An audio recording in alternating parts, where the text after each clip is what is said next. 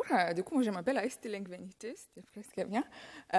J'ai parlé de l'utilisation de la kétamine intraveineuse, surtout en psychiatrie.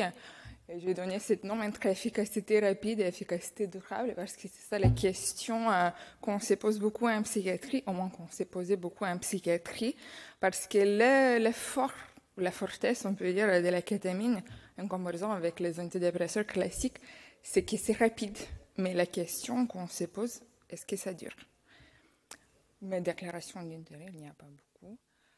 Juste pour commencer, on va parler aujourd'hui de la kétamine. Ça veut dire que c'est un mélange de deux enantiomères, R-kétamine, S-kétamine. On ne va pas parler d'S-kétamine, qui est aussi un traitement qui est recommandé dans une dépression pharmacorésistante et qui a aussi une indication officielle. Juste rapidement des mécanismes, on ne va pas parler de tous les mécanismes parce que ça pourrait prendre 1 heure, j'ai juste 10 minutes, mais rapidement, c'est une antagoniste non compétitive des récepteurs NMDA. Et ça, ce qui est intéressant en psychiatrie, ça a des effets très rapides sur la symptogénèse et modulation de la connectivité neuronale. Mais si on commence un peu à regarder la littérature, ça a aussi beaucoup des effets secondaires ou à côté parallèles. Et on se demande des fois, est-ce que ce sont aussi des effets principaux, parce que ça marche sur le système de réponse au stress, inflammation chronique, mais aussi des altérations cérébrales liées, par exemple, à l'anédonie ou, par exemple, des neuroamines et opioïdes.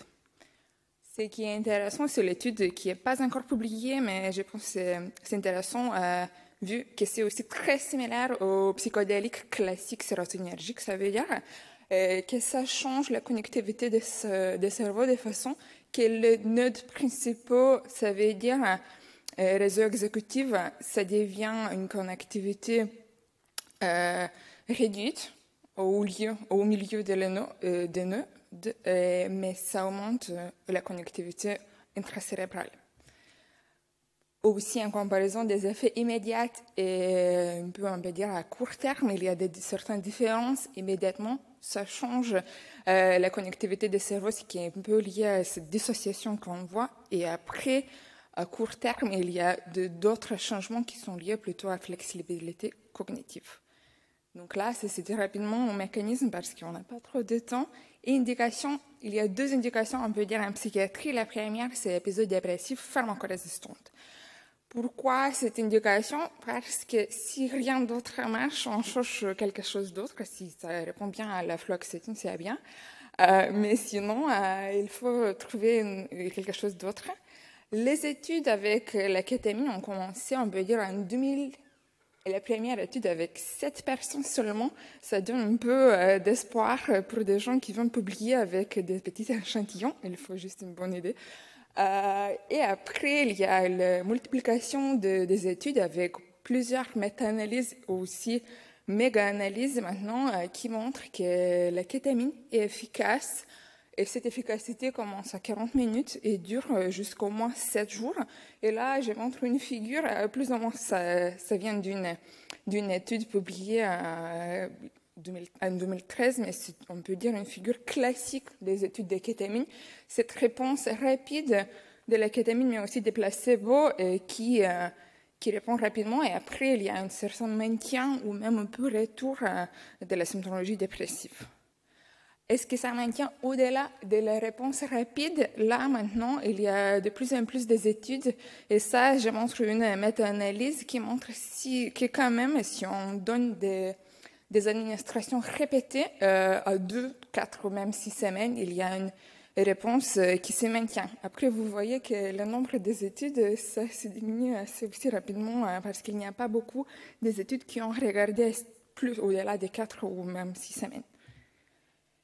Si on parle de l'efficacité de la kétamine, à mon avis, on ne peut pas s'en passer de cette étude-là qui est très récente, qui a été publiée dans le journal New England Journal of Medicine, qui a montré que c'est une large étude, à mon avis, d'une bonne qualité, qui a comparé la kétamine intraveineuse avec la sismothérapie, avec 200 personnes dans chaque groupe. Et après une phase active, ça veut dire 3 semaines, 2 fois par semaine de la kétamine ou 3 fois de sismothérapie, que la kétamine n'est pas inférieure à la sismothérapie. Et ça, a quand même pas mal d'implications en psychiatrie parce que sismothérapie, c'est pas anodin, c'est difficile à faire. Kétamine n'est pas anodin non plus, mais c'est plus facilement applicable et l'efficacité est similaire. Après, avec sismothérapie aussi, on a des questions sur la mémoire qui ne sont pas démontrées avec la kétamine à cette dose.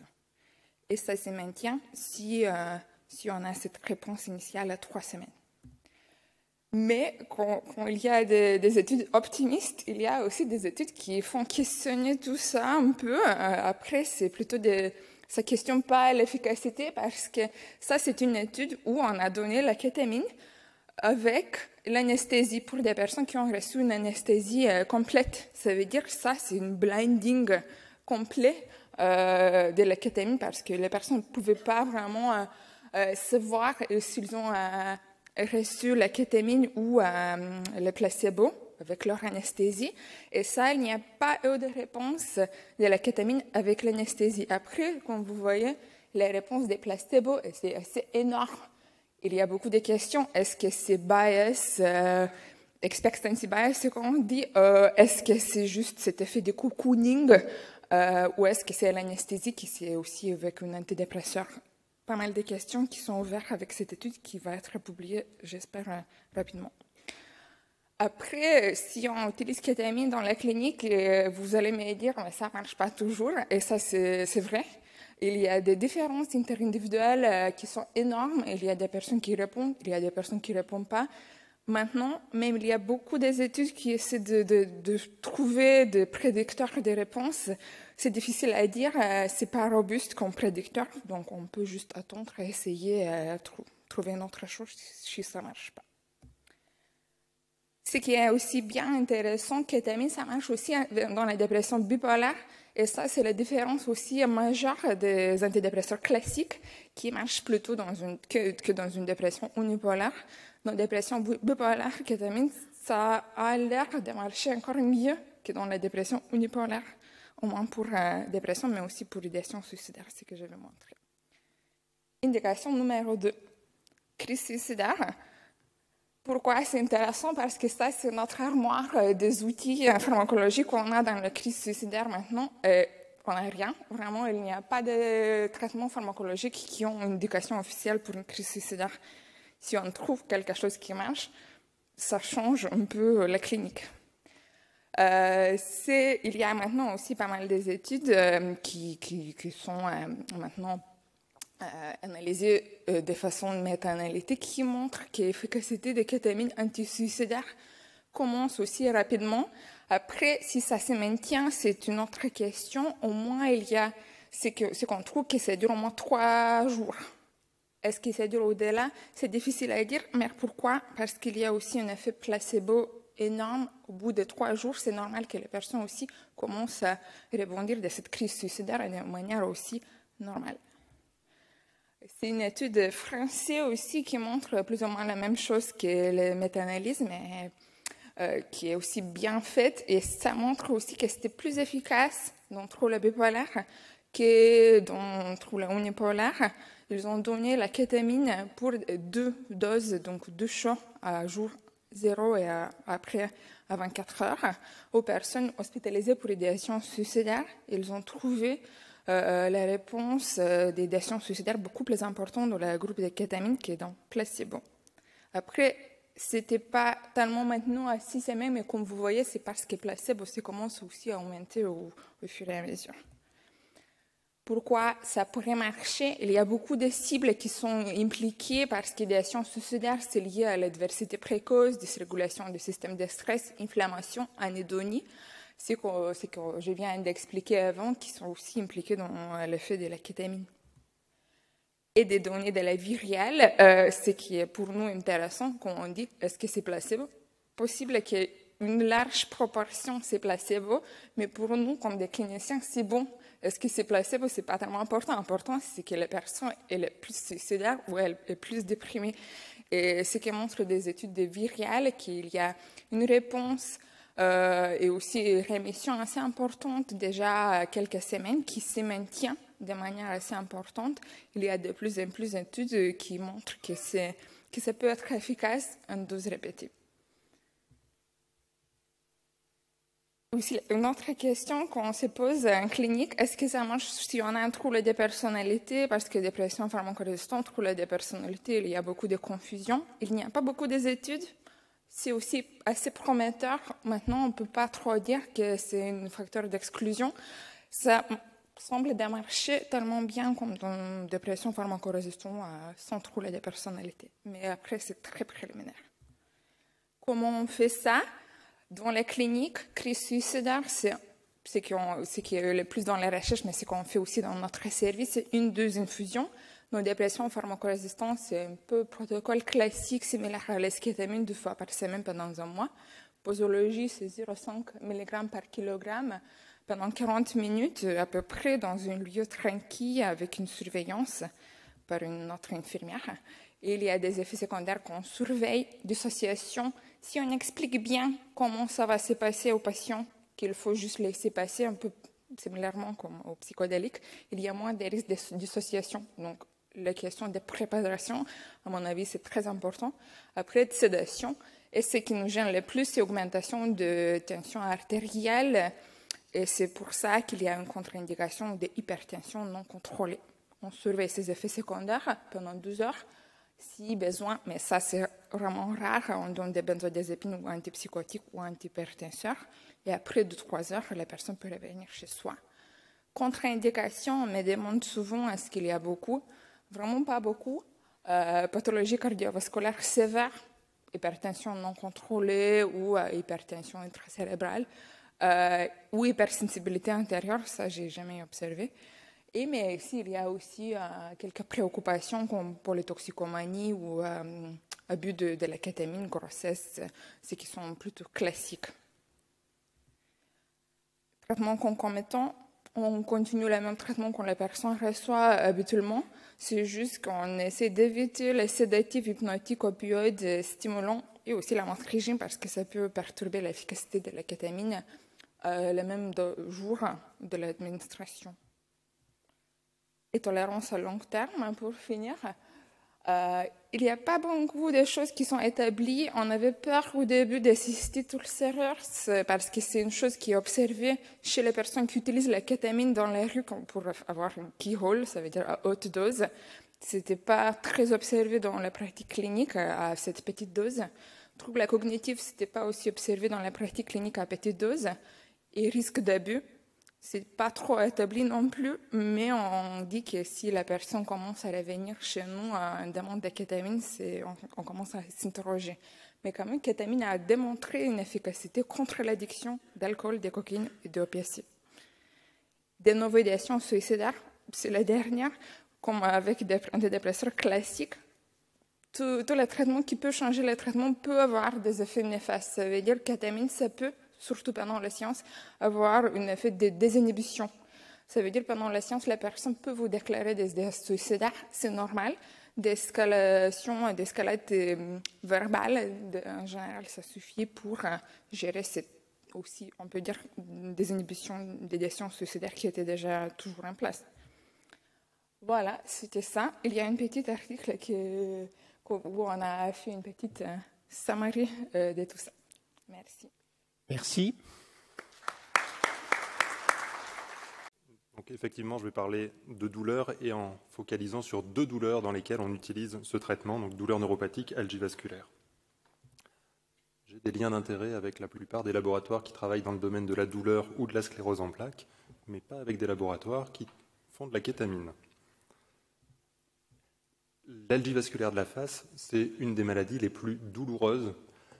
J'ai mis une photo qui illustre, il y a des signes dysautonomiques, la douleur est centrée sur l'œil, il peut y avoir un ptosis, une rougeur oculaire, un larmoiement. La douleur est cotée à 10 sur 10 et quand les patients comparent à d'autres douleurs qu'ils ont eues, c'est largement au-dessus de la colique néphrétique, de la douleur d'accouchement sans péridurale ou d'un coup de fusil de chasse. Il y a un bon nombre de patients qui peuvent avoir des idées suicidaires quand il y a 4, 5 ou 10 crises par 24 heures qui peuvent durer à chaque fois 1 heure par crise. Donc, les traitements classiques qu'on utilise, c'est pour la crise les injections de sumatriptan ou l'oxygène à haut débit. Ça marche chez la plupart des patients. Pour le traitement de fond, on utilise en première intention le verapamil et on peut monter assez largement les doses. On va jusqu'à 1200 mg par jour si le cœur le supporte. On utilise parfois du lithium, et dans les indications un peu plus rares, de la warfarine, de la mélatonine, ou pour les patients réfractaires, une stimulation implantée du nerf grand occipital. On utilise aussi un traitement de fond qu'on appelle transitionnel, ce sont les corticoïdes, soit par injection au niveau du nerf grand occipital, soit per os. Ça permet de passer un cap, mais ça va agir simplement pendant 2 à 4 semaines. La kétamine a été utilisée aussi bien pour essayer de traiter les crises que pour essayer de passer un cap, donc en traitement transitionnel.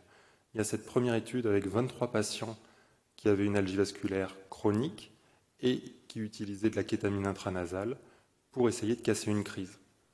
Donc le produit était, c'est pas le Spravato, c'était fourni par CCH Pharmaceutical, c'est un spray intranasal également, mais c'est dosé à 15 mg et les patients pouvaient faire une pulvérisation toutes les 5 minutes et le répéter au maximum 5 fois. Donc toutes les 6 minutes, donc 0, 6, 12, 18 et 24 minutes. Et on voit une réponse pour la majorité des patients après la 3e pulvérisation, donc à 12 minutes. Une crise de façon classique, ça dure plutôt 1 heure. Donc on a un effet, semble-t-il, de ces pulvérisations. Ça peut marcher et ça peut être intéressant pour des patients qui ont une contre-indication au sumatriptan. Un patient qui a fait un infarctus ou qui a une autre pathologie artérielle n'a plus le droit au sumatriptan et n'a pas toujours de solution pour se soulager. Donc ça pourrait être un espoir pour ces patients réfractaires ou contre-indiqués au triptan. Pour l'utilisation de la voie IV, c'est un article clermontois, là, une série de 17 patients. Le tout premier patient qu'on a traité, c'est parce qu'il était suicidaire. Le patient nous a dit « Vous faites ce que vous voulez, vous m'endormez, mais vous testez quelque chose, sinon je passe par la fenêtre. » On a fait 0,5 mg/kg sur 2 heures, associé à du magnésium, parce que ce sont les habitudes qu'on a côté douleur. Et le lendemain, il n'avait plus une crise, alors qu'il était à 10 crises par jour et qu'on avait tenté tout ce qu'on pouvait. Tous les traitements que je vous ai présentés, Verapamil, lithium, warfarine, mélatonine, il avait tout à dose maximum. On lui a fait sa première perf de kétamine, plus rien pendant 6 semaines, puis après les douleurs ont repris, et c'est la stimulation du grand occipital qui lui a permis d'être complètement soulagé. On a proposé ça à différents patients, donc réfractaires à tous les traitements, et on a 17 patients qui ont été traités, 3 quarts répondeurs. Une ampoule de kétamine, ça coûte pas très cher, ça demande par contre un peu d'organisation, on en a parlé. On utilise en douleur une perf sur 2 heures à 0,5 mg/kg. Donc, en le faisant 3 fois plus lentement qu'en psychiatrie, les hypertensions ou les épisodes dissociatifs, on n'en a quasiment jamais. Un essai contrôlé randomisé est en cours, pour lequel il nous faut 90 patients au total. Il y a une douzaine de centres en France qui recrutent. On a déjà recruté un petit peu plus de la moitié des patients. J'espère qu'on arrivera à montrer que ce traitement a vraiment un intérêt pour qu'il puisse être utilisé plus largement chez ces patients réfractaires à tout le reste. Je passe maintenant à la douleur neuropathique et je vous montre ce qu'on a écrit dans les recommandations en 2020. Les preuves concernant le niveau de recommandation pour la kétamine IV dans la douleur neuropathique ne sont pas concluantes. Cependant, étant donné l'efficacité potentielle à court terme de ce médicament après sa perfusion, il pourrait être utile pour traiter les exacerbations aiguës de la douleur neuropathique. Et je vais vous montrer pourquoi on avait écrit ça. Donc, ça, c'est le schéma global de ce qu'on propose pour le traitement des douleurs neuropathiques. Ça a été publié en 2020 sous l'égide de la Société française de traitement de la douleur, Société française de neurologie et Société française de thérapeutique. Et dans les 3 premières lignes de traitement, vous ne voyez pas la kétamine. La kétamine, ça apparaît dans le texte vraiment pour des cas pour lesquels on n'arrive pas à soulager quoi que ce soit avec les traitements plus classiques. Dans la douleur neuropathique, la kétamine a quelques études, mais vous allez voir, c'est peu de patients et sur un suivi court. La plupart des études, c'était une perfusion unique. Et à 7 jours, on voit un effet qui est assez net. On a 89 patients versus 92 patients, donc entre actifs et placebo. 2 bras de 90 patients avec 5 études différentes, ça fait quand même pas lourd pour chaque étude. Mais à 7 jours, on a un effet, c'est ce qu'on retrouve en clinique. À 15 jours, on a moins de 80 patients par groupe, mais là aussi un effet qui semble se maintenir. À partir de 30 jours, on est autour de 50 patients par groupe de toutes petites études. La fiabilité est très limitée et à 2 et 3 mois, ça ne ressort même pas comme efficace. Donc, il y a sans doute une efficacité, mais brève, très transitoire, qui peut aider à passer un cap, mais ce n'est pas ce qu'on utilise de façon classique au long cours. Il y a une autre étude clermontoise par l'équipe de Gisèle Pickering qui a testé de façon vraiment contrôlée, randomisée, perfusion de placebo, perfusion de kétamine ou perfusion de kétamine associée au magnésium. Et il y a un effet significatif de la kétamine par rapport au placebo à J7. L'utilisation en plus de magnésium n'apporte rien de plus dans cette étude. À J35, aucun effet de la kétamine par rapport au placebo. Pour résumer ce que je viens de vous dire, dans les indications neurologiques, dans l'algie vasculaire, pour l'instant on n'a qu'une série ouverte, on a l'impression que ça marche, mais il faut que ce soit contrôlé dans l'essai contrôlé randomisé qui est en cours. Pour la douleur neuropathique, il y a un effet à court terme, il nous manque des études avec des perfusions répétées, parce que si ça marche à J7, en faisant une perfusion par semaine, on a potentiellement un effet qui sera maintenu, mais on n'a pas d'études correctes pour le prouver actuellement. Si vous avez des questions, il doit nous rester